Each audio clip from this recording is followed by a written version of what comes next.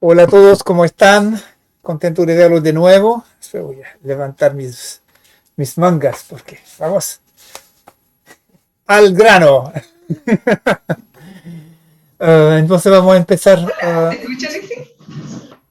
Vamos a empezar Juan 8 de 1 a 11. No sé si tendremos tiempo de terminar porque uno es muy denso y segundo estoy medio enfermito, así que vamos a ver cómo vamos. Vamos a ver mi energía. Voy a pedir a Manola que no lea Juan el 8 de Juan 1 a 8. 11. A Sí, 11. Ya. ¿Está el micrófono puesto? sí, ¿Se está, oye mi voz o sí no? se oye tu voz, sí. Ya. Pero Jesús se fue al monte de los olivos y muy de mañana volvió al templo. Todo el pueblo venía a él y sentado les enseñaba. Entonces los escribas y los fariseos le trajeron a una mujer sorprendida en adulterio, y poniéndola en medio le dijeron: Maestro, esta mujer ha sido sorprendida en el mismo acto de adulterio. Ahora bien, en la ley Moisés nos mandó apedrear a las tales. ¿Tú pues qué dices? Esto decían para probarle, para tener de qué acusarle. Pero Jesús, inclinado hacia el suelo, escribía en la tierra con un dedo. Pero como insistiendo en preguntarle, se enderezó. No, perdón. Pero como insistieron en preguntarle, se enderezó y les dijo: El de vosotros que esté sin pecado sea el primero en arrojar la piedra contra ella. Al inclinarse hacia abajo otra vez, escribía en tierra. Pero cuando lo oyeron, salían uno por uno, comenzando por los más viejos. Solo quedaron Jesús y la mujer que estaba en medio. Entonces Jesús se enderezó y le preguntó: Mujer, ¿dónde están? ¿Ninguno te ha condenado? Y ella dijo: Ninguno, Señor. Entonces Jesús le dijo: Ni yo te condeno, vete, y desde ahora no peques más. Gracias, Manola. Vamos a empezar un poquito antes en el último versículo de Juan 7, ya que el pero Jesús se fue, se refiere al versículo anterior. El perro. Pero Jesús se fue al monte de los olivos. Perdón.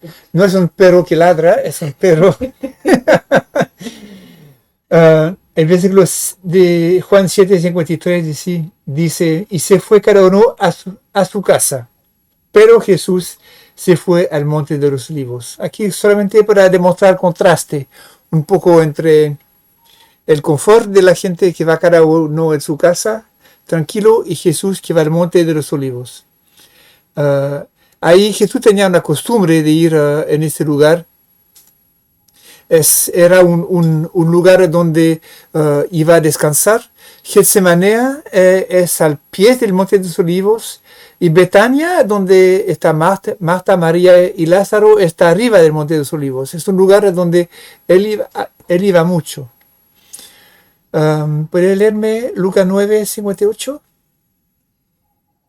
Jesús le dijo: Las zorras tienen cuevas y las aves del cielo tienen nidos, pero el Hijo del Hombre no tiene dónde recostar la cabeza.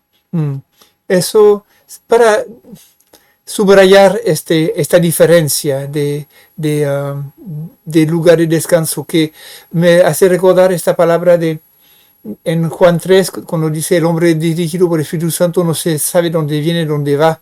Eh, eh, como cristianos hay una realidad de la incertidumbre de dónde vamos a terminar, dónde vamos a llegar. Hay situaciones que son difíciles, en la cual no tenemos como mucha capacidad de influir en nuestra vida. Somos conducidos de manera a veces no muy estudiada, dirigida por nuestra propia voluntad, pero porque un Dios está sobre nosotros. Aquí puse este versículo también de Marcos 13:3.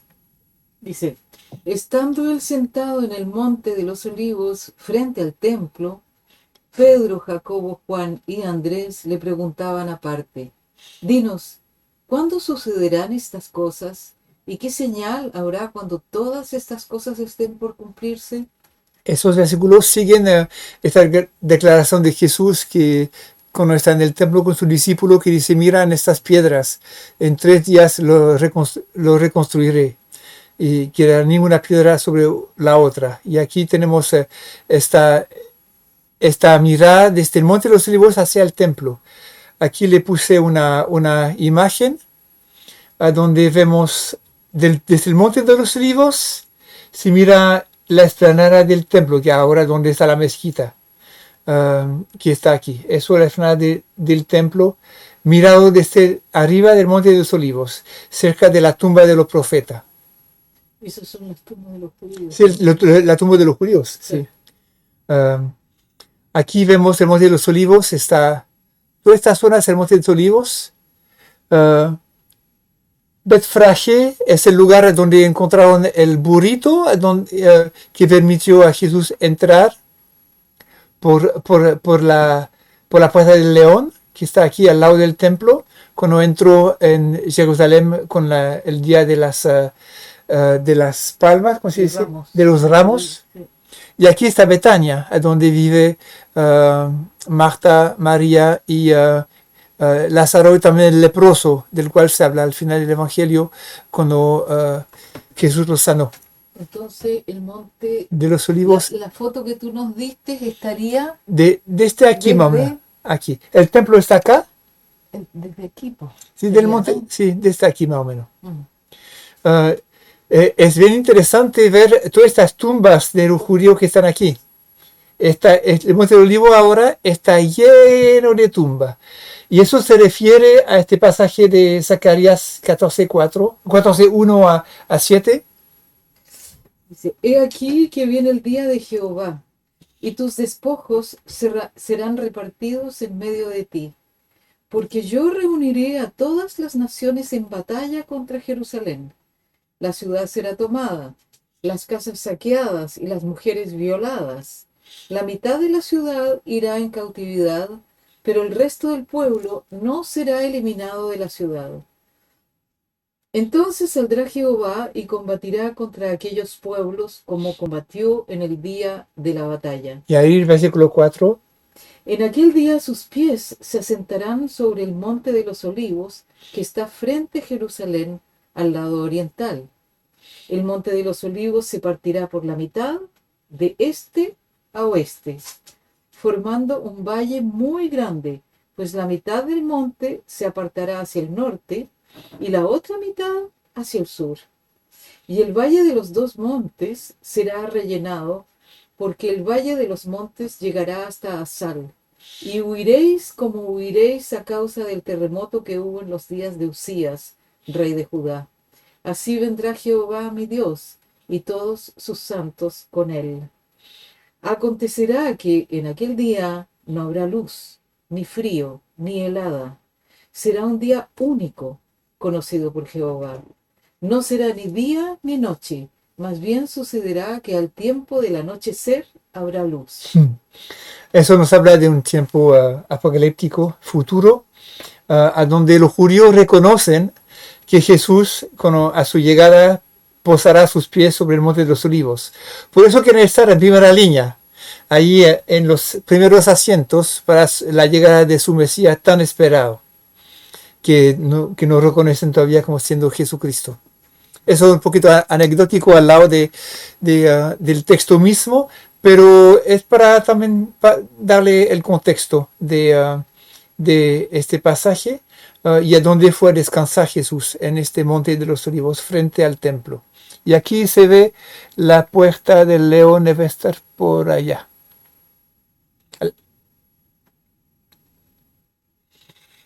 Sí, vamos al versículo 2. ¿No puede leer? 8:2. Sí. Y muy de mañana volvió al templo. Todo el pueblo venía a él y sentado les enseñaba. muy de mañana volvió al templo. Jesús madrugaba. Y eso, en francés hay un dicho que dice, el futuro pertenece a la gente que se levantan temprano. Me gusta ver Jesús muy de mañana, tempranito, llegando al templo. Y aquí todo el pueblo venía a él. Yo pensaba un poquito en eso y la reacción de los fariseos, de los escribas, de los saduceos que eran guardianes del templo. ¿Qué pasaría en nuestra iglesia?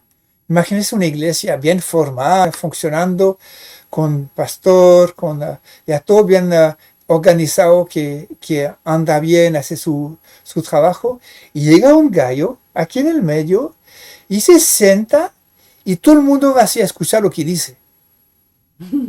¿Qué haría como cara al pastor de la iglesia? Los ancianos. ¿No estaría sospechoso? ¿No estarían como tratando de mantener su autoridad? Todo ese trabajo que hicieron de años, que plantaron esta iglesia, que vinieron los misioneros, y aquí este tipo viene y todo el pueblo va hacia él. Yo de un lado yo pensaba en eso, me decía, y entiendo de un lado esta reacción agresiva y desconfiada sobre esta nueva doctrina. Hay que saber que para ellos la ley era definitiva, era una ley eterna. La Torah para ellos era la revelación de Dios, punto. Hasta Malaquías, nada más. Y viene este Jesús que viene a llevar una nueva doctrina, una doctrina que viene a enseñar con autoridad. Y estos pobres guardianes ¿cómo decir? ¿Cómo se dice eso? De la verdad, de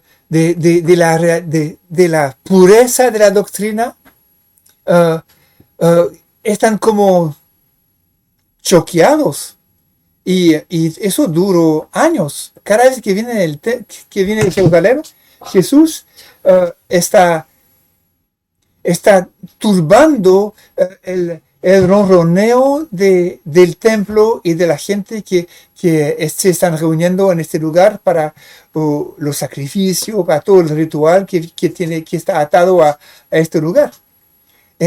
Yo entiendo un poco la situación y yo creo que si nosotros sabemos que en Apocalipsis está escrito que nadie puede agregar ni un iota a este libro, y que es un punto final. Pero para los judíos era la misma cosa. Zacarías era el último profeta. Y no había nada más que agregar. ¿Qué sería? Bueno, Jesús no dice que vendrán muchos otros en mi nombre, decían, aquí está, por allá está, no vayan a donde él. Hay advertencia de no escuchar nuevos mesías. Pero si alguien viniera con autoridad, empezando a llevar un poquito más allá la revelación que tenemos ahora para conducirnos en algo más revolucionario, estaríamos celosos también. Bueno, tenemos advertencia como en Gálatas. Pablo dice que si alguien viene con el evangelio, no lo escuche, porque que sea anatema. Y yo me hace pensar en el Islam. El Islam tuvo esa pretensión de ser un nuevo evangelio. Para ellos, el Islam es la última revelación. Y pretenden ser la última revelación. Y por eso que, por esa advertencia de Gálatas, no se aceptó esta nueva revelación. De hecho, yo usé esta palabra de Gálatas 1 en evangelización con musulmanes en Montpellier, en sur de Francia, diciendo, pero aquí miras. La Biblia nos dice que la revelación del Islam no es verdadera. Hay ¿cómo se dice? Un trastorno de la revelación bíblica, porque el Islam es una torsión de la tradición judía y cristiana. Hay mucha mezcla. Eso. Mateo 26 y 25. sí, y sentado él enseñaba. Me gusta también este tema, que está sentado. También lo veremos después, el hecho que está sentado, pero aquí podemos leer Mateo 26, 55, y yo puse como título de este versículo, Jesús no estabas a la defensiva. En aquella hora dijo Jesús a las gentes: como a ladrón habéis salido con espadas y con palos a prenderme. Cada día me sentaba con vosotros enseñando en el templo y no me prendisteis. Era su costumbre. Cada día me sentaba con vosotros enseñando en el templo. Era como una manera normal. Uno se imagina, y de hecho en las pinturas se ve siempre Cristo así, con una cara media rara, con un dedo tratando de, tipo, para trueno, para atraer el Espíritu Santo. No, estaba sentado simplemente, sentado en medio de la gente. Había una tranquilidad, no estaba en la defensiva aquí mirando alrededor, estaba tranquilo, sentado y enseñaba. Ahora vamos a entrar en versículos 3 y 4. ¿Me puede leer esos dos versículos? Versículo 3 y 4.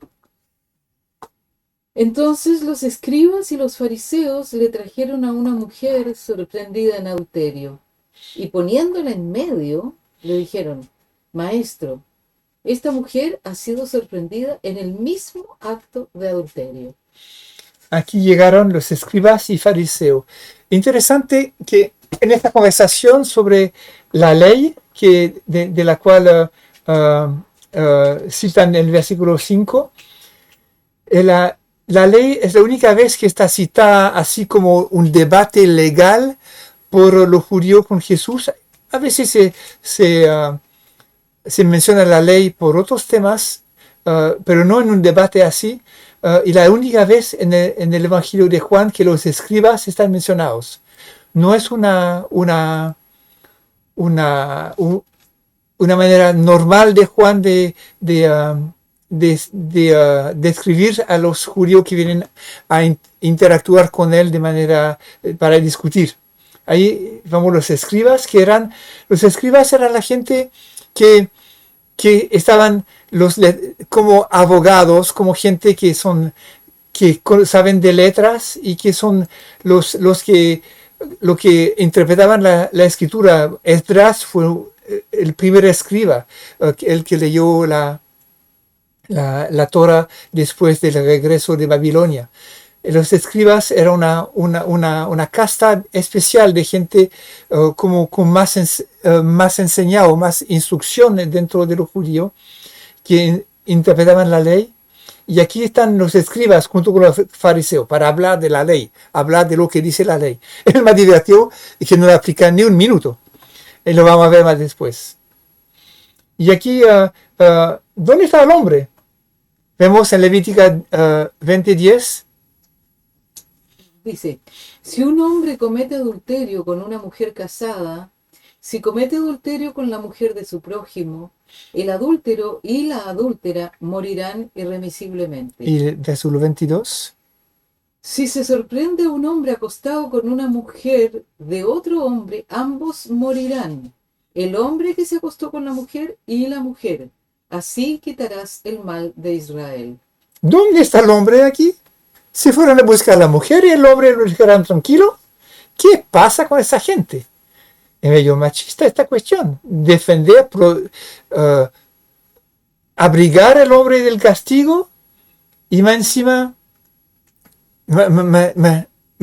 llevar a la mujer ahí en el medio sin un juicio, porque las cosas no se hacen así en Israel. Había juicio a donde había que estudiar los temas de manera muy precisa. No se podía matar a la persona el mismo día, tenía que tener un tiempo de deliberación. No era tan simple. Y aquí llegan con la mujer y la quieren apedrear. El adulterio era uno de los pecados mortales. Bueno, se conoce en la Iglesia Católica los pecados veniales y mortales, pero aquí estamos hablando de otra cosa. En En la ley mosaica, en Deuteronomio 17, si no me equivoco, aquí están todos los pecados mortales. Y aquí está la idolatría, está hablar con los muertos, está los pecados sexuales, de manera muy rara. Hay también la gente que maldice a sus padres. Son pecados que merecían la muerte, que eran para limpiar el pueblo del pecado. Era como pecados que son contagiosos, que sí empiezan a entrar, si entran a la sociedad y transforman la sociedad de otra manera. De hecho, en el Nuevo Testamento vemos que Jesús, es Pablo, que dice que el que se acuesta con la prostituta peca contra su propio cuerpo. Es el pecado que te toca a ti personalmente directamente, que es una contagión hacia ti. Esos pecados que eran con la idolatría típico, cuando empezaba con la idolatría del pueblo, ahí había una ola de idolatría que se arrepentía en el pueblo, y son pecados bien especiales. Y aquí son pecados, el adulterio, que es parte de estos. También la homosexualidad estaba en esta categoría, y también ¿cómo se dice con los animales? Eh, En castellano. no sé cuánto. Zoofilia. Zoofilia. La zoofilia, sí. La zoofilia también estaba en esa categoría de Deuteronomio 17. Bien especial. Vamos al versículo 5 y 6. Perdón, 5 y 6. Juan 8. Ahora bien, en la ley Moisés nos mandó apedrear a las tales. Tú pues, ¿qué dices? Esto decían para probarle, para tener de qué acusarle. Pero Jesús, inclinado hacia el suelo, escribía en la tierra con el dedo. Aquí, ¿me puede leer el Salmo? El Salmo 99.1. Yo dije, atenderé a mis caminos para no pecar con mi lengua. Guardaré mi boca con freno, en tanto que el impío fuere contra mí. Aquí vemos Jesús frente a esta trampa, manteniendo la calma, tranquilo. Le dicen, ¿tú pues qué dice? Lo confrontan directamente. Lo están como... estoy cansado, la verdad es que estoy cansado. Tratando de empujar, provocando. Lo están provocando a una reacción para probarle. Es contencioso esta situación. Tratando, encima hay público. Recuerda que estaba sentado con todo el pueblo alrededor y él enseñaba. Y ahí se inclina. Estaba sentado y se inclina.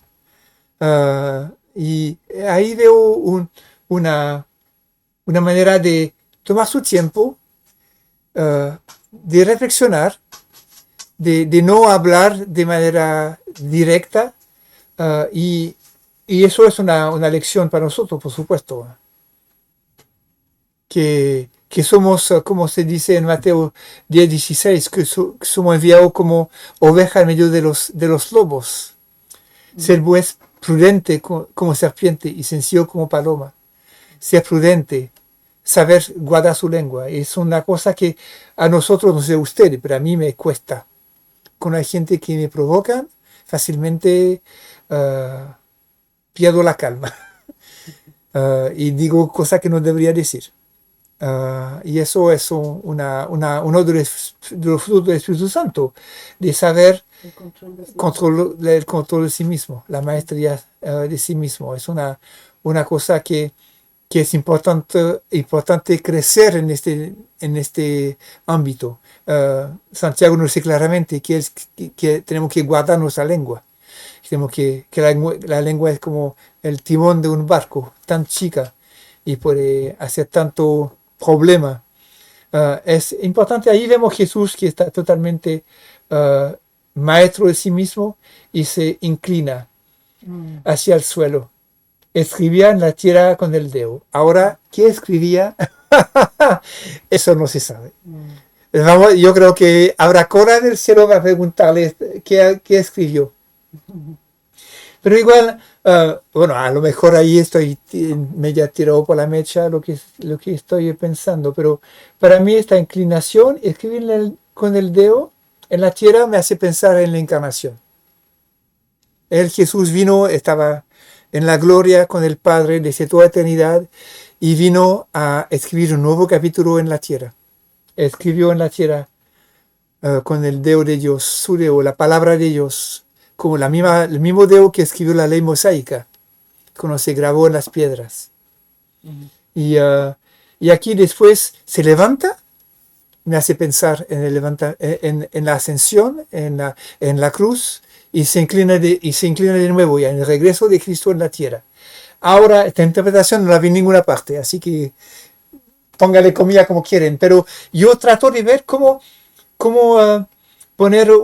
verlo con más altura este pasaje y cómo que esa estructura de inclinarse, escribir en la tierra y después levantarse de nuevo, enderezarse frente a la mujer, diciéndole ya no te condeno, etcétera, es lo que llama más rato, ya la cruz está pasada, se levantó, está arriba y el perdón que está aquí, y de nuevo se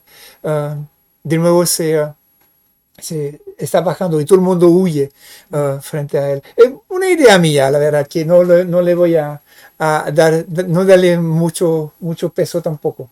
¿Manola? ¿Puedo decir algo? Sí.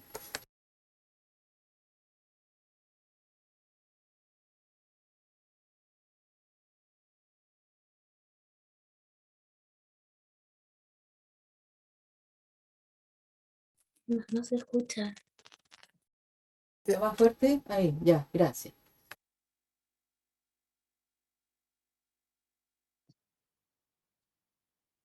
Tranquilidad, y de repente hay como mucho ruido, como mucho movimiento. ¿Qué pasa? Y todo el mundo seguramente dirige su mirada hacia el lugar de donde viene el barullo que viene llegando. Y le tiran a una mujer ahí delante de él. Sí, complicado, imagínate, Ya. estaba enseñando y se irrumpen en el lugar. Irrumpen, ya. Y Jesús tranquilamente se inclina. A mí me emociona. Me emociona porque es como decir, como el pudor de Dios. El pudor de Dios. ¿Por qué mirar a esa mujer en el estado en que la trajeron? ¿Por qué mirarla cuando Él vino a perdonar los pecados? ¿Por qué mirarla? ¿Qué cosa más horrible que la tiren a uno en medio así? Para condenar, para revelar mi pecado y que el otro, el gallo, no está en ninguna parte. Entonces tiene que haber sido una situación tan dolorosa para ella. Y yo creo que Jesús sentía ese dolor y se inclinaba y no miraba a la mujer. Bueno, la mujer está a punto de morir, ¿no? Sí, pero el hecho de inclinarse y no mirarla para mí son 30 segundos o un minuto de centrarse nuevamente y de tener pudor y no, porque si la hubiera mirado de frente, ¿qué mirada hubiera tenido? Yo creo que hubiera sido demasiado fuerte. Demasiado fuerte. Entonces me gusta ese pudor, me gusta ese tacto de Jesús. Me encanta, me encanta. Sí. Otro comentario, ya que estamos en eso. Aprovechen del espacio antes de seguir.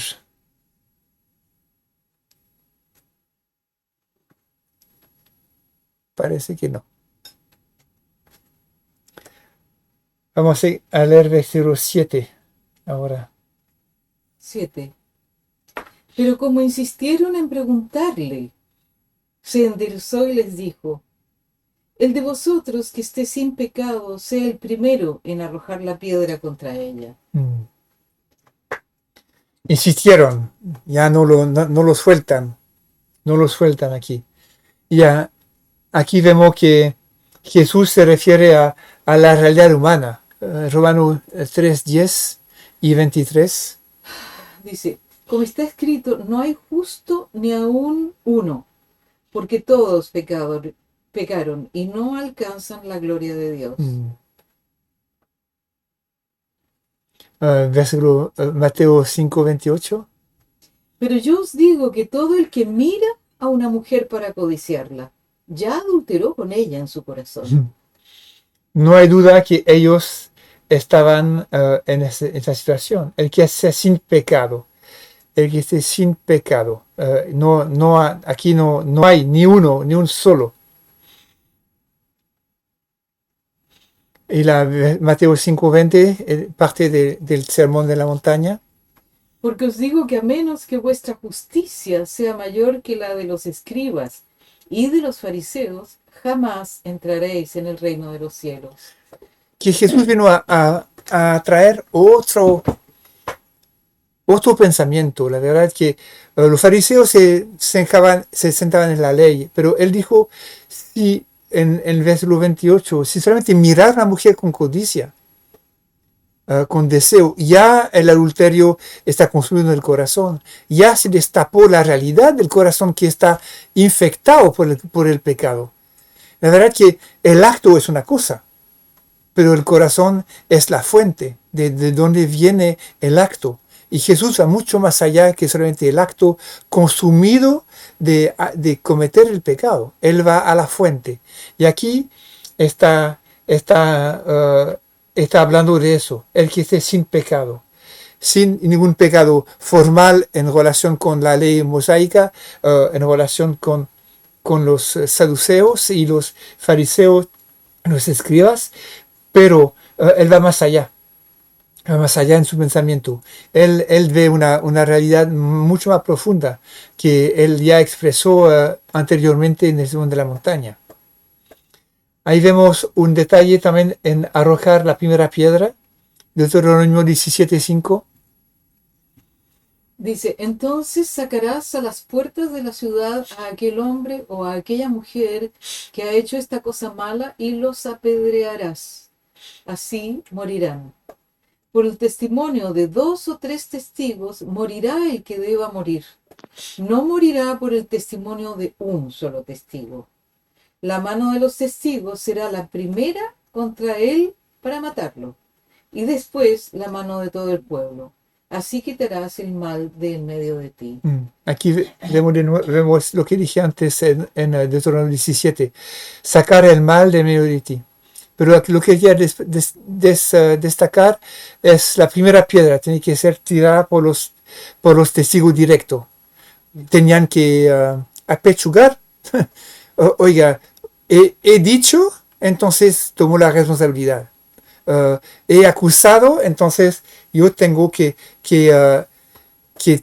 hacer el acto de tirar la primera piedra. Y eso era también una protección contra los falsos testigos. Imagínese a alguien que acusa de manera ligera a otra persona. Aquí estaban ellos en el lugar más responsable de la situación, de tirar la primera piedra. Pero aquí morirán ambos, otra vez tienen que morir ambos, el hombre y la mujer. Y aquí no pasa nada. El que está sin pecado, si al primero en la piedra.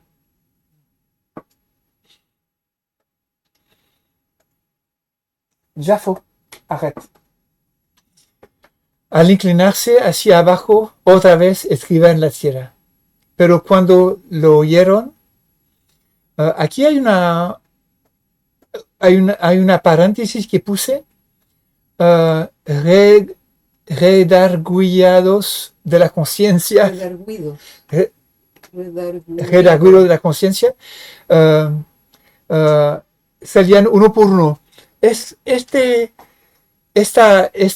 Lo que tengo entre paréntesis no están todos los originales, los manuscritos, pero en la Biblia castellana, tanto en la Biblia de las Américas, o la Reina Valeria, o la Biblia de Dios habla hoy, no está esta parte.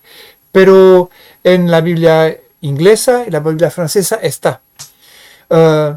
Y lo encontré en la primera traducción de la Biblia castellana, la Biblia del oso. Voy a leer este pedacito aquí.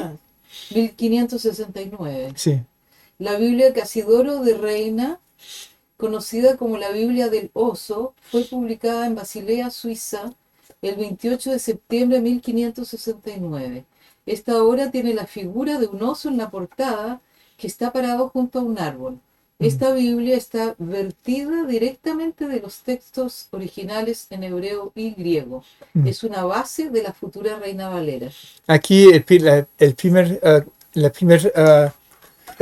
primera Biblia castellana. Bueno, había una Biblia en 1280 en castellano que era como un resumen de la Biblia que fue hecho, pero la primera Biblia real, traducción fidedigna del castellano, fue esta Biblia del oso. Aquí tenemos la portada con un oso que sube a un árbol a donde hay miel que sale y chupa la miel del árbol. Entonces, muy, muy linda la portada de Casidoro de Reina. Reina Valera viene de eso, ¿eh? Sí, pues, Reina y Valera, que hicieron la revisión de esa primera Biblia.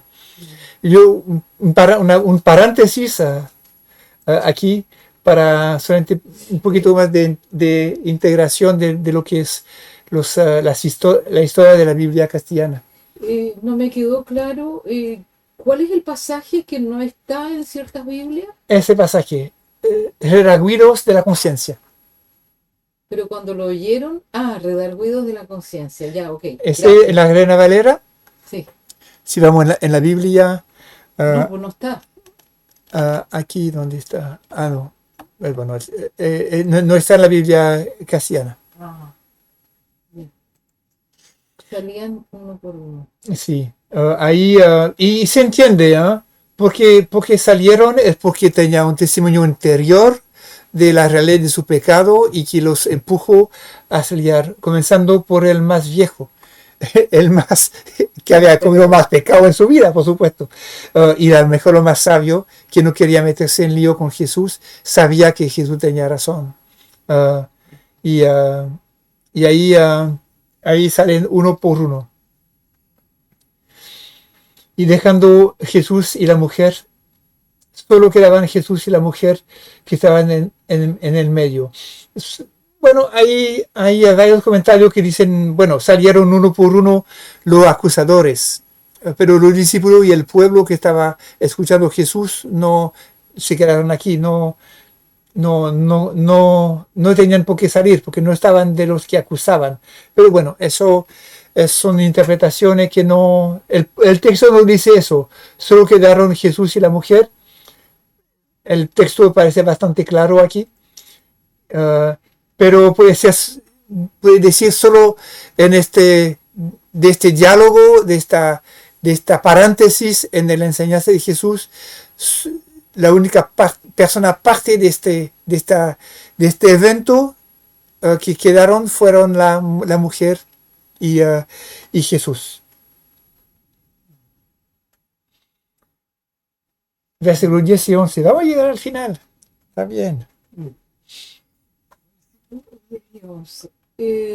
Entonces Jesús se enderezó y le preguntó: Mujer, ¿dónde están? ¿Ninguno te ha condenado?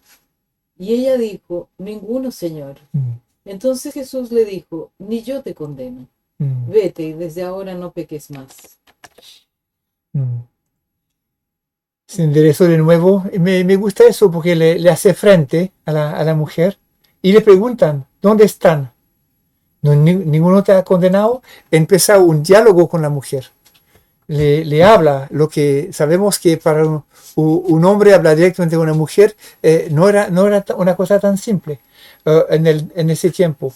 Y encima una mujer que fue declarada pecadora, pillada en adulterio, es una cosa que es bastante inhabitual. Encima que ya fue acusado de comer con los publicanos y la prostituta anteriormente, y allí está en el templo, frente a todo el mundo, pero aquí él no tiene ningún problema. Y le dijo, ningún señor. Ella le dijo, lo llama señor, ya se da cuenta que está... ¿quién es que aquí? No serán...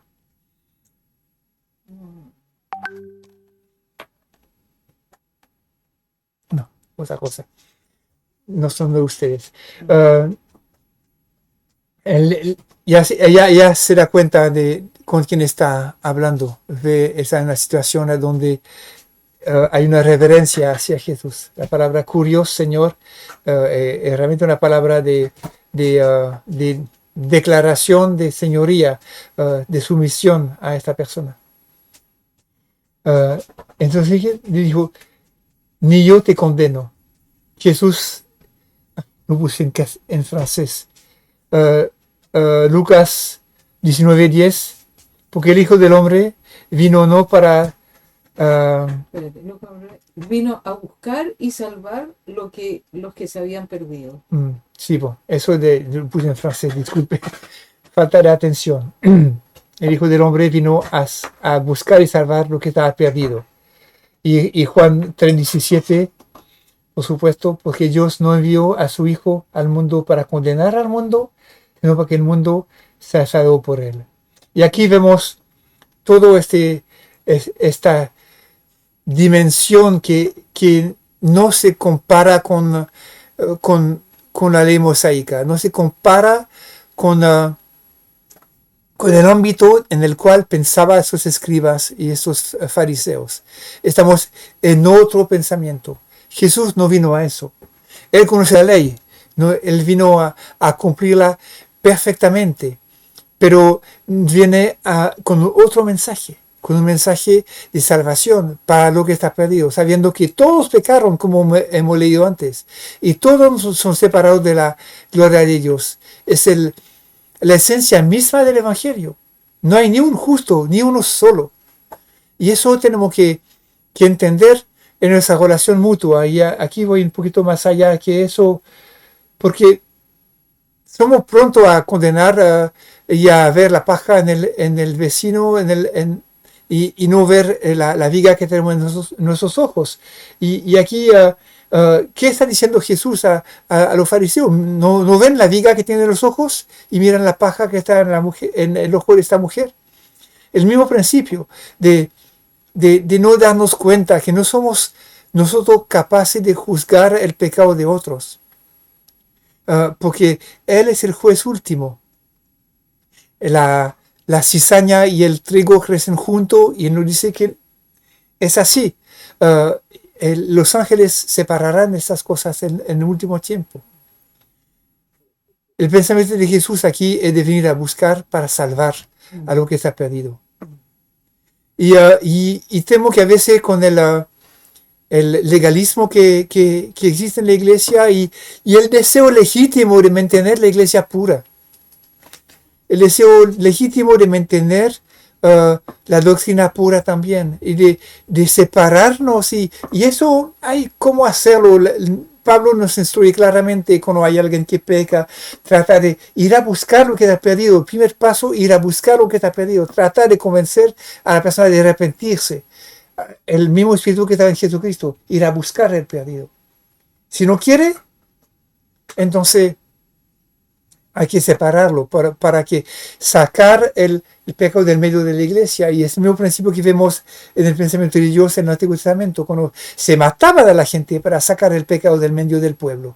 Aquí solamente es una separación, ver a la gente como gente del mundo, pero no esta condenación que de muerte, esta condenación de poner un sello definitivo sobre lo que son la gente. Siempre hay oportunidad para arrepentimiento, siempre hay una oportunidad para regresar.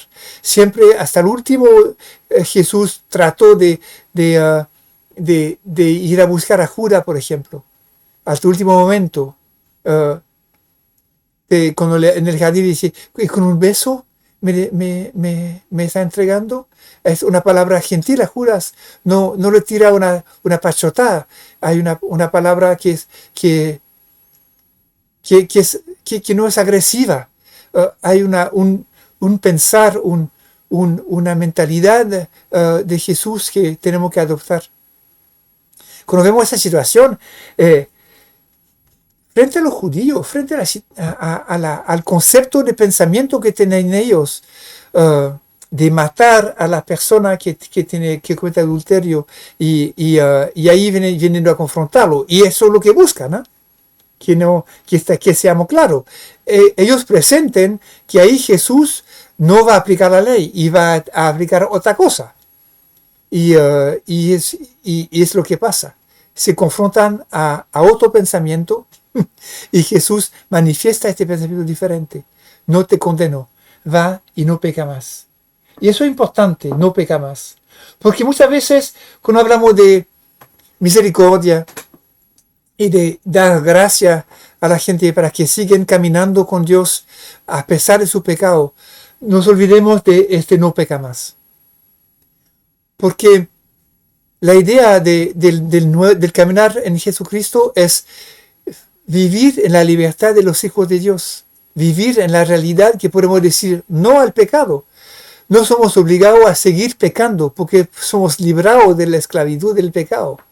Y aquí a ella le da este perdón, le dice, no te condeno, te perdono. No lo menciona aquí, no dice te perdono, pero esta misericordia dirigida a la mujer le da una capacidad para rebotar de su mala vida, para empezar una nueva vida. Y le da un orden, no peca más.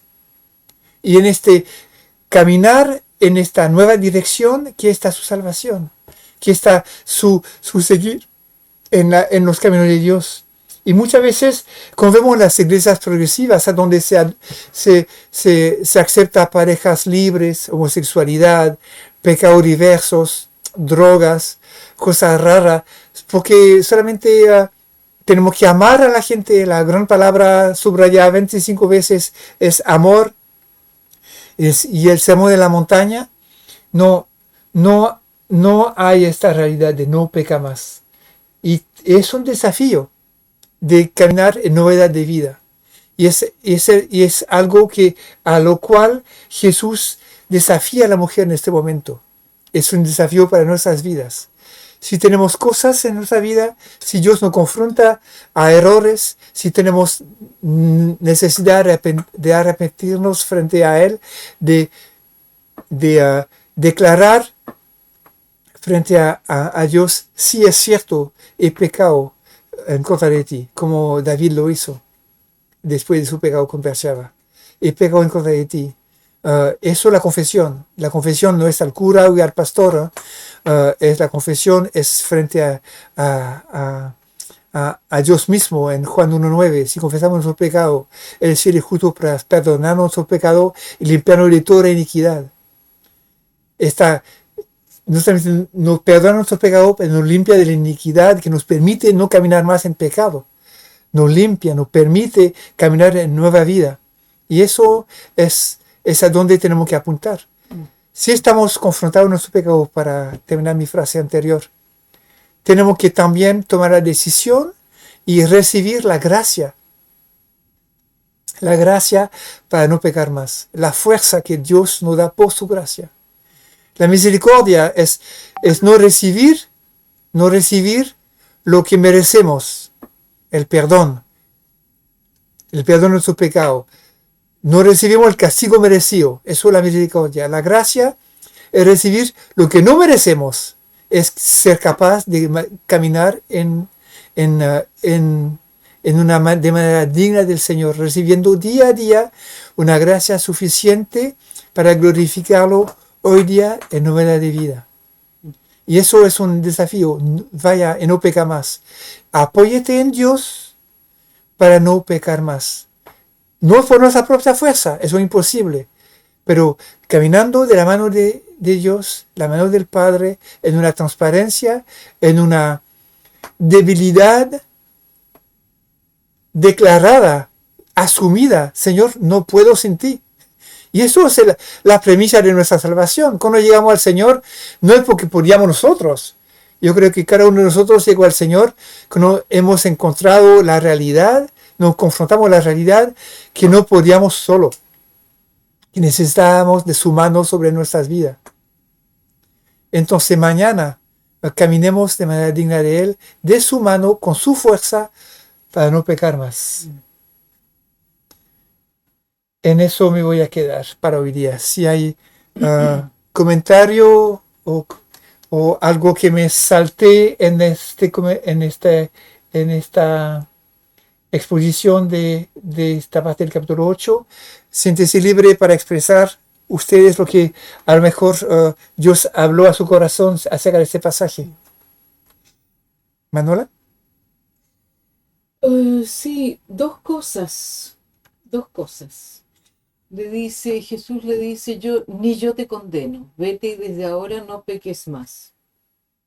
Es cierto que como no había recibido el Espíritu Santo todavía, no tenía más que, ¿cómo decir? En ese momento tenía que seguir una orden dicha, no un convencimiento del Espíritu Santo. Pero es cierto que ahora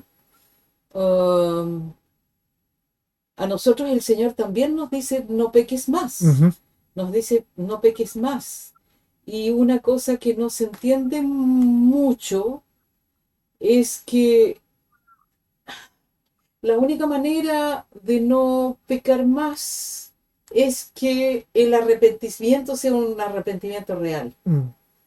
Sea un arrepentimiento que me lleva a un quebrantamiento tal interior que la luz que penetra a través de ese quebrantamiento me da suficiente gracia como para levantarme y cambiar de dirección. Eso para Roya, no, el cambio de dirección. Cambiar de dirección, que es lo que dice, ¿cómo es que dice cuando uno se arrepiente? Que uno tiene que hacer un cambio de 360 grados, porque decir sí, perdón, y seguir en la misma cuestión, eso no es un real arrepentimiento. Es cierto que hay cosas que son más difíciles de botar, de ir dejando, porque son surcos muy antiguos o muy fuertes. Entonces es cierto que hay veces que uno vuelve a caer y vuelve a caer, pero yo pienso que cada vez tiene que haber una caída menos fuerte, porque como yo ya he sido quebrantado, el dolor que produce la confrontación de mi persona pecadora con la luz del Señor, lo único que puede hacer es llevarme en otra dirección. Simplemente llevarme en otra dirección. Sí, la palabra metanoia. Que cambiar de dirección. Cambiar de dirección. O sea que si yo digo, oye, perdóname que te haga cosa, es porque yo estoy dispuesto a dar media vuelta y seguir en otra dirección. Entonces, es cierto que esta mujer, y ahí llego a lo que pensaba, a lo que vi un poquito antes, esta mujer no podía recibir el Espíritu Santo, indudablemente. Sería el Espíritu Santo quien te convence interiormente, quien te quebranta. Sí. Ahí el quebrantamiento fue que la tiraron delante de Jesús. Sí. ¿Y con quién se encuentra? Con un hombre que primero púdicamente no la mira, y más encima reconoce que ella es pecadora, pero los otros son pecadores también, igual que ella. Sí, entonces, donde quería llegar es que, y por eso que ella después dice, Señor, porque al tirarla a los pies de Jesús, irrumpió en el terreno de la luz, si se quiere, ¿no? En el terreno del Señor. Entonces, me parece extraordinario porque esa pobre mujer no tenía ninguna posibilidad estaba en otra, segura, no sé si enamorada o vaya a saber uno en qué estaba, que Jesús le da lo mismo. Ay, ese Jesús, otro profeta más, qué sé yo. Y de repente, ¡paf!, está confrontada a al único que la puede salvar de la vida en la cual estaba. Mm. Y ella ni siquiera lo buscó. Ni siquiera lo buscó. Mm.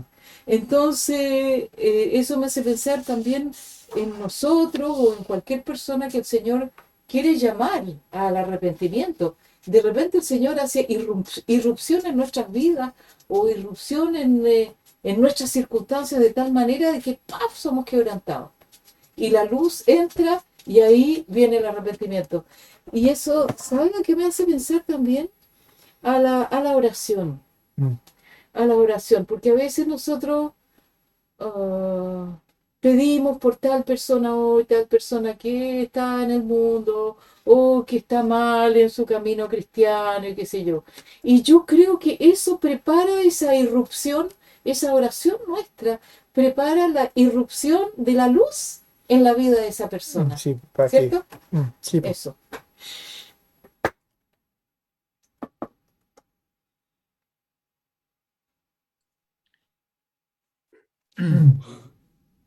Eh, Estimado Cris, sí, Eh, bueno, ya. Em, Cuando yo leí este pasaje, a mí me llamó la atención, quizás por un poco más, quizás más técnico, no sé, menos práctico, pero me llamó la atención la forma en que Jesús trabaja, porque, porque estas personas, aunque uno podría decir paradójicamente, Jesús generalmente cuando se encuentra con la ley, no la forma de afrontarla es que generalmente la hace más estricta. Cuando Jesús le dice, ustedes oyeron que fue dicho, pero yo les digo ahora, generalmente lo hace más estricto. Y aquí Jesús como que rompe un poco la regla porque en realidad la gente paradójicamente en este caso estaba bien. O sea, salvo la observación que hicieron ustedes, ¿cierto? Que debería estar no solamente la mujer, sino también el hombre. Ambos, los dos culpables deberían estar ahí y los dos culpables, digamos, la ley de Moisés les caía por parejo y hubiera sido justo y hubiera sido lo legal. Y Jesús lo que hace no es ir contra eso, no es tampoco reinterpretar, sino que él como que se arma una prerrogativa así divina. Es decir, yo digo que este criterio tiene que ser empleado antes que la ley. Y eso a mí lo que me comunica es como una, una sensación de autoridad tremenda para que esta gente haya dicho, pero Jesús, pero si esta es la ley. No, dice Jesús, este es el criterio más importante. Y obviamente esa autoridad acompañada con la convicción, no sé, tiene que ver si quizás el Espíritu Santo de una forma externa, no lo sé, pero para que esa convicción haya caído así, pero tan de forma tremenda sobre las personas, de que ellos, a cada uno se le hayan manifestado así de frente, de frentón, feo, su pecado, para que ellos hayan podido quedar en ese convencimiento.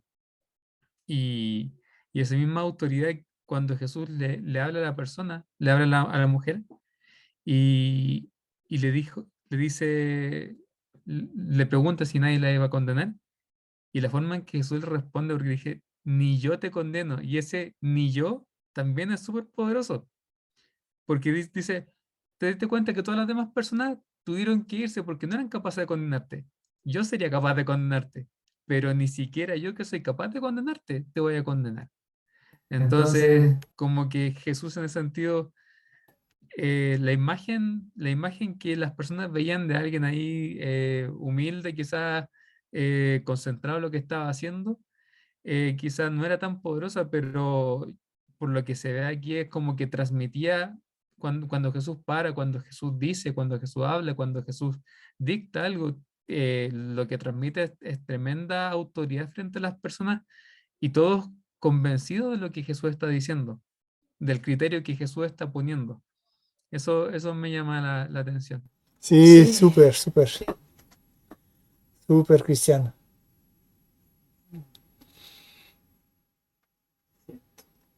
Mm. Sí, pues ni yo. Sí, el único que podía condenarla, como dices tú, era él. el que está sin pecado. Con el mismo criterio que había expresado antes. El que no tiene pecado, tira la primera piedra. El único que no tenía pecado. Filip, Filip, ah, Dale, Sergio. hola, bueno, buenas tardes a todos. Había estado calladito mirando. Decía, o sea, yo comparto lo que dice también Cristian, y como tú decías, ya ambos debían haber estado. Y como lo dice aquí en el versículo, dice que, o sea, yo creo que hay varias cosas que se van juntando aquí. Uno es la misericordia de Dios, ya, de Jesús frente a cada uno de nosotros como pecadores. Por otro lado, también, como él dijo, él no venía a contradecir la ley, ¿ya? Sino que incluso iba más allá, como decía Cristian, muchas veces la endurecía. Pero por otro lado, él también cumplía la ley de una manera distinta a lo que los judíos, o no distinta, sino que complementaria, o de una manera diferente a lo que los judíos habían puesto ya por normativa, porque en el fondo, como decía, a la palabra de Dios le habían puesto más el espíritu del hombre en la ejecución de cada una de los pasajes de la ley. Pero también yo creo que ahí Jesús los confronta de una manera muy, muy sutil, ¿ya? Muy sutil, pero también muy fuerte.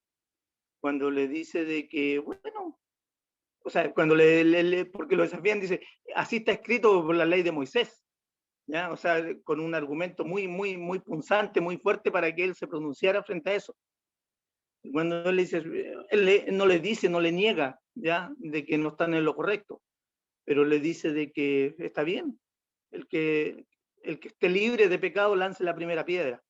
Y ahí donde la parte importante, no importante, sino que yo hago hincapié en ese sentido, cómo el Señor ya puede percibir ya hasta nuestros más profundos pensamientos y lo más oscuro de nuestro accionar.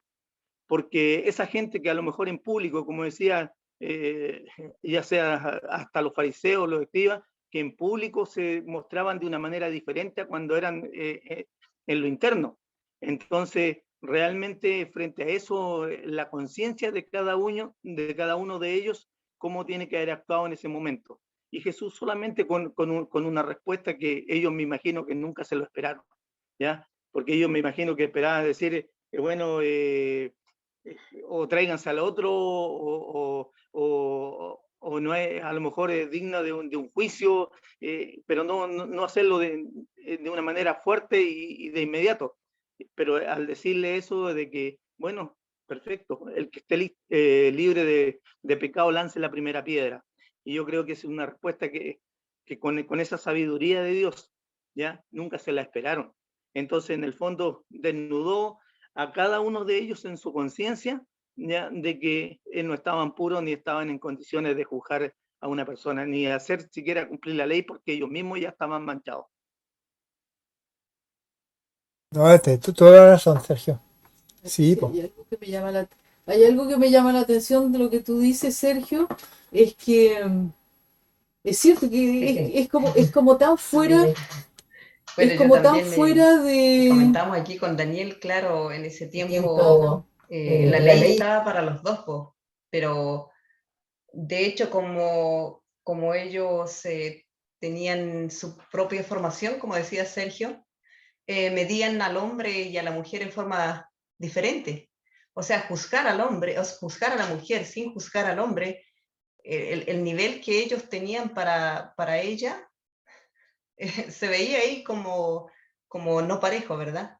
Y ahí nosotros podemos darnos cuenta que el Señor Jesús vino a dignificar eso, vino a dignificar a la mujer, porque para ellos, como dice Philip, un pueblo machista, que hasta el día de hoy ellos tienen en su escrito, no quiero ser gentil ni tampoco quiero ser mujer, dentro de lo que ellos ven como judíos, porque para ellos es algo más bajo.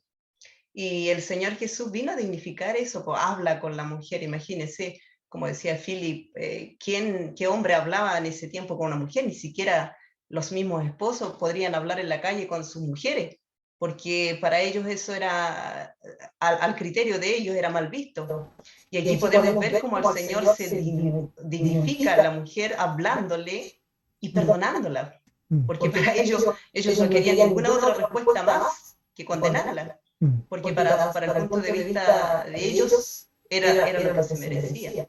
Pero el Señor en su bondad la pone en paralelo a lo que ellos ya habían perdido, como judíos, como escribas, como habla aquí de los fariseos, escribas, para ellos era así, y no había otra forma de cambiarla. Y el Señor lo vino a mostrar como realmente es el amor de Dios, como es Dios, no como ellos hubiesen pensado que tenía que ser. Y eso, no sé, pues yo doy gracias al Señor por eso, porque si hubiésemos estado todavía en el tiempo de los judíos, nosotros tal vez ni siquiera tendríamos la opción de estar escuchando aquí, ni siquiera tendríamos la opción de estar dando la opinión, porque era visto así. Pero el Señor es bueno. Y en cuanto al pecado, claro, como dice Sergio, se veía de esa manera. Incluso ayer el mismo Cristian nos hablaba acerca de eso, que nosotros no podemos tener el de buscar, porque eso le corresponde al Señor. Nosotros no podemos decir, bueno, yo conozco al Señor y yo me siento buena, yo me siento, no sé, ante los demás, cuando es un nivel nada más. Algunos están más maduros que otros, pero no significa que no tengan al Señor. De repente, personas que se equivocan, como nosotros también nos equivocamos, como nosotros también podríamos decir de qué forma lo podemos ayudar, como decía Philip en algún momento, que nosotros pudiéramos también ayudar a las personas que en algún momento caen. Eso también considero que es algo que el Señor le agrada igual. Manuela tenía algo. Sí, en realidad lo que dice la Gloria me hace puente con lo que quería decir, porque dice, podemos ayudar. ¿Cómo ayudar a una persona en el día de hoy? Una persona que queremos ayudar. Y me hace pensar en lo que decía Sergio antes, de que el Señor es tan Jesús en todas sus en todo su comportamiento, en realidad, era tan diferente, tan fuera de lo normal de esa época, que siempre sorprendía. Y en ese momento, ninguno de esos hombres se hubiera podido imaginar que Jesús iba a responderle de esa manera. Y yo vuelvo a lo lo de hoy, que ¿cómo podemos ayudar? No sé si alguien está hablando y yo no escucho o nadie escucha nada. No se escucha, creo. La Manuela escucha. La Manuela está hablando, creo que lo escuchan, ¿no? ¿Se escucha o no? Te Sí. escuchamos a ti. Ya, estoy hablando todavía. Llego a la conclusión. Se me había ido el audio. Ya. Es que llego a la conclusión de ayudar cómo. Que el Señor es tan sorprendente y Él es tan... ¿Es muy tarde para decir comentarios? ¿No? Es tan Dale. personal, en el fondo, Aquí está. que nosotros para ayudar a una persona tenemos que Quería como preguntarle al comentar Señor como cómo algo puedo como ayudar a esa práctico, persona, así Sí. como- porque es a mí me muy gusta probable como que nos hacer indique una círculos forma como de- totalmente fuera de lo elegir la normal, primera fuera vez, o sea, fuera que- ¿cómo de es? todo lo que en la Que- iglesia me que sea enseñan libre de o de lo pecado, que creo yo no que es la sería primera bueno. piedra. No Porque sé, muchas me veces, llama mucho o la sea, atención porque los Jesús fariseos, por siempre ejemplo, ahí sorprende y todos yo creo veían que como mucho- es bueno dejarnos sorprender por sus maneras por sus formas ¿Por qué me silenciaron? de decirlo como Ahí sí. actuar. Sí, o como... pero es que la Chari está hablando ¿O no se también. escucha? No, sí se escucha, ahora sí, pero Ah, ya. no más silenciaste, pero no sé qué pasó porque... Yo pensé que tú me habías silenciado. No, no. Ah, ya. Porque, no sé, como cristianos, como que uno ve mucho que juzgan mucho a las personas como por los pecados como más grandes. pero nunca ven como a los pequeñitos o entre comillas pequeños, porque son iguales. Por ejemplo, ¿a quién le tendemos la mano? Porque, como por ejemplo, no sé, yo escucho mucho últimamente sobre los extranjeros. Es como, ay, no, yo no le doy dinero a estos extranjeros, que esto, que esto otro.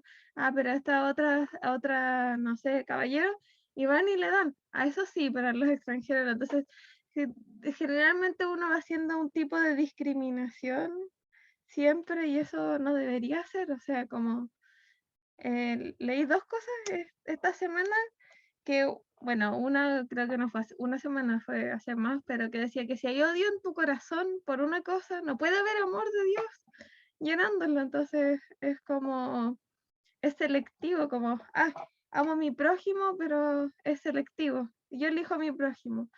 O lo otro que leí, que me quedó dando vuelta que si Jesús, por ejemplo, no hubiera defendido a Jesús, no se hubiera juntado, por ejemplo, con prostitutas, no se hubiera juntado con mentirosos, no se hubiera juntado con ladrones y así, estaríamos todos perdidos. O aquí decía como en un post una chica, no estaría yo aquí hoy, así. Y es fuerte eso porque es verdad. Entonces, por eso me gusta harto ese versículo. Eso quería comentar.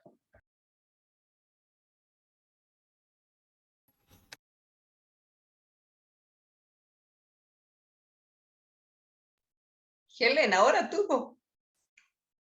Eso sí, seguro.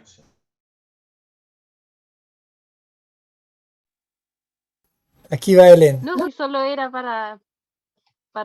como nadie habló, creí que ya iba para ir orando y todo eso, pero si es que alguien más quiere comentar algo, bueno, yo algo pequeñito decir que claro, esta parte, este, este trozo de la palabra es muy bonito o sea, es muy conocido y siempre nos llena de esperanza poder leerlo porque vemos ahí la misericordia de Jesús hacia como algo como tan, no sé, como un pecado tan, no sé, bueno, ahora más que todo como tan recurrente y ver como también la misericordia de Jesús y también como la esperanza que Él nos entrega del cambio de vida que puede haber.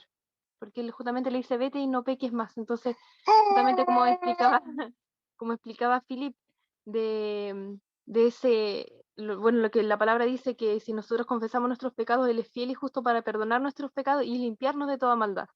Entonces eso siempre es algo tan lindo que nos da esperanza de que podemos cambiar, de que podemos vivir una vida, obviamente quizás no 100% sin pecado, pero podemos ir cada día acercándonos más y también dejando nuestra, nuestras faltas. Sí, así es. Así es. Y no sé si alguien más quiere comentar Rita, algo, sino para ya ir orando. no escuchamos ahorita. Puede- Sí, pues. Ni Ruth tampoco. Sí. Quizás agregar nomás a lo que ya dijiste tú, Helen, y lo que han dicho los demás, lo particular que en esta escena, podríamos decir, ¿no? En este pasaje en el que eh, Jesús elige dejar en evidencia algo que es tan común a nosotros los seres humanos y que en realidad lo hacemos todos los días, juzgar al otro, porque como que siempre el otro es el que tiene la culpa, los otros son los que tienen que, no sé, pedir perdón o mejorar su persona, o no sé, por decirlo, cosas cotidianas, el otro es desordenado, el otro es, póngale lo que quiera, y cuando se trata de nosotros, porque en realidad nosotros tenemos la visión de nuestra vida, nosotros conocemos nuestro interior y bueno, Dios nos conoce a todos. Y por eso que su corazón es como un corazón generoso en el sentido de, no sé si generoso es la palabra adecuada, más bien misericordioso, en el sentido de que no nos va a poner una vara tan alta en la que nosotros ni siquiera seamos capaces de reconocer que estamos siendo pecadores. Él nos trata con paciencia, mucha paciencia, porque, porque Él es Dios y como hablábamos la otra vez, Él, pensando ahora en nosotros, pero también viendo esta imagen, Él era el Hijo de Dios, era Jesús, y Él conocía, bueno, la ley, venía a hacer una obra al mundo que era esa obra tan sublime, que era salvarnos, ¿cierto? Pero elige esta escena para mostrar otra faceta de su deidad, otra faceta de su misericordia, que es, mira, con este pecado tan común, digamos, o no sé si común, pero tan practicado, no eligió una, porque podría haber elegido, no sé, otro tipo de pecado a lo mejor para mostrar que nosotros somos buenos para juzgar, con con otra esfera de la sociedad, pero eligió a una mujer, y a una mujer adúltera. Entonces, no tenía nadie que la defendiera, no tenía un marido, algún papá que viniera para decir, quiero salvar la vida de mi hija, o alguien que pudiera abogar por ella.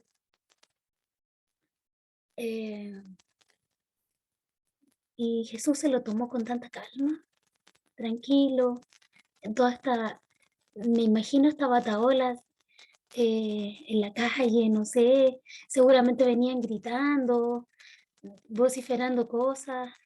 Y bueno, como estaba Jesús ahí, él decía, yo voy a salvar, y estaba sanando, y estaba enseñando, se la traen así como uno más, ¿sabes? Casi que creo que por probar a Jesús un poco, y en otro sentido también, simplemente por su naturaleza. Yo estaba pensando en mí, que soy súper buena para juzgar a otros, y a veces me pillo haciendo eso, pero, pero acá queda súper claro que Jesús dice, y su palabra también dice, bueno, sí, está bien, pues, o sea, hay cosas que no hay que hacerlas, está claro, pero si no hay que hacerlas, entonces no las hagas tú. No vengas a acusar al otro que lo hizo, no lo hagas tú.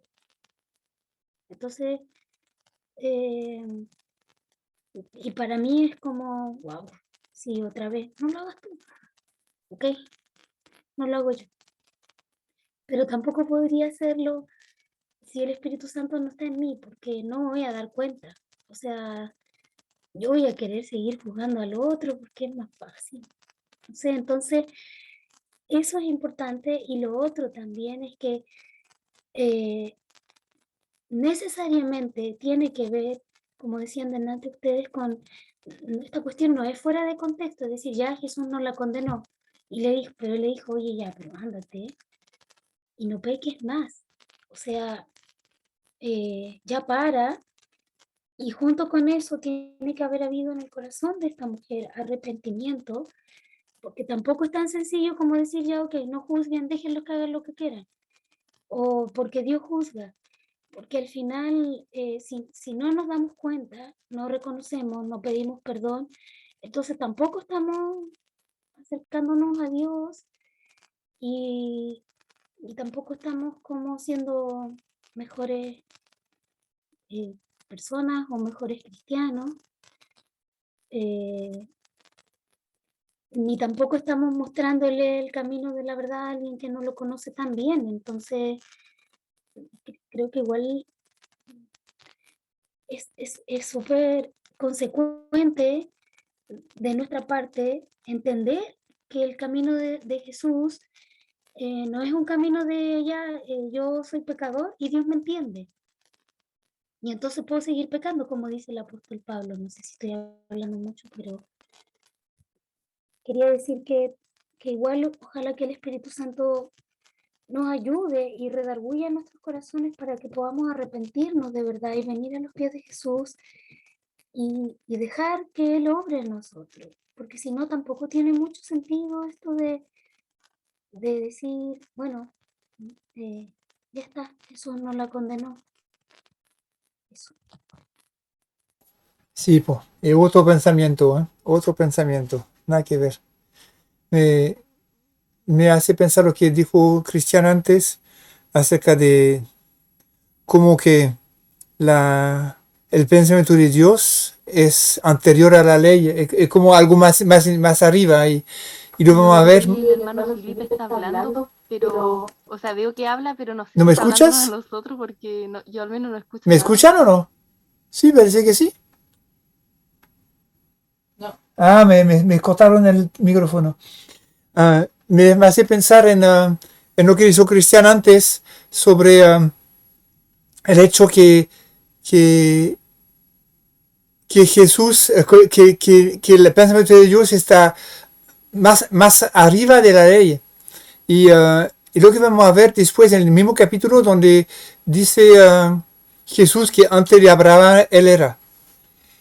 Es como su pensamiento es eterno y la ley es una pedagogía para llegar al pensamiento de Dios manifestado de manera completa en Jesucristo, pero su pensamiento es anterior. La gracia, la misericordia, el amor de Dios es algo que es anterior a la ley y aquí se manifiesta en este momento con toda autoridad, como lo dijo Cristian antes.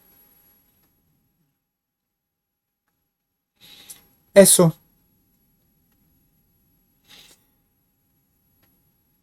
Nos paramos aquí, que yo creo que una buena vuelta, ¿no? Uf, ya. Sí, entonces vamos a estar orando para terminar. Hermano Felipe decía que estaba medio ¿Quién va a resfriado. orar?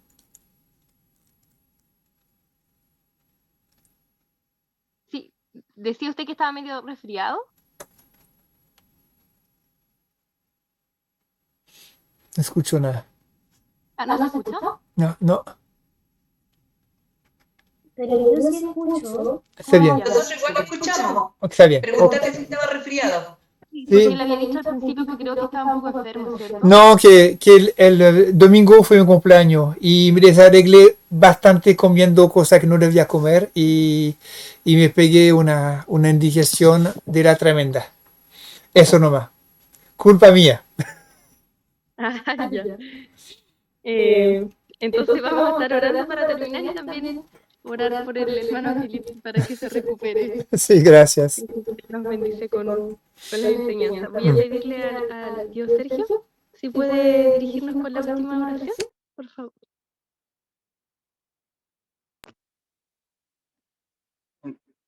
Señor Padre nuestro, te damos gracias, Señor, en esta hora, Padre, por tu enseñanza, por tu palabra, por las condiciones que tú pones, Señor, en nuestras vidas, Señor, las personas que tú pones también, Señor, delante de nosotros, Señor, para hablarnos, Señor, de tu palabra, Señor, de esa manera, Señor, y nuestros corazones dispuestos, Señor, a poder escuchar, Señor. Bendito Dios, en esta hora te pedimos, Señor, que sea un arrepentimiento, Señor, genuino, Señor, real, Señor, de nuestras vidas, Señor, que podamos mirarnos, Señor, al interior, Señor, y confrontando con esa palabra tuya, Señor. No solamente quedarnos en la misericordia tuya, Señor, sino también en tu instrucción, Dios Padre eterno, de que debemos ser frutos dignos de arrepentimiento. Bendito Dios, Padre, en esta hora también, Señor, orar por el hermano Felipe, Señor, a quien tú has puesto, Señor, en este momento, Señor, para entregarnos de tu palabra, Señor, que tú lo restablezcas, Señor. Oh bendito Dios, en su salud, Señor. Oh Padre eterno, te damos gracias por ello, Señor, porque sabemos que tú a cada uno, Señor, de nosotros, Señor, estás atento, Señor, y estás pronto, Señor, a ayudarnos, a levantarnos, Señor, a recuperarnos, a sanarnos, Señor, no solamente en lo espiritual, sino que también en lo físico, Señor.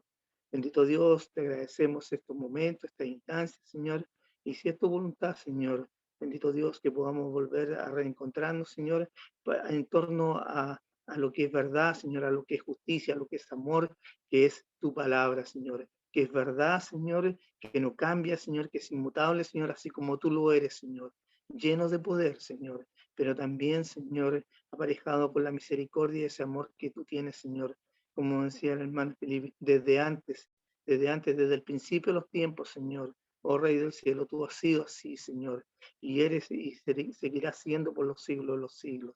Padre eterno, en el nombre de Jesús. Amén. Amén. Amén. The Amén. recording has stopped.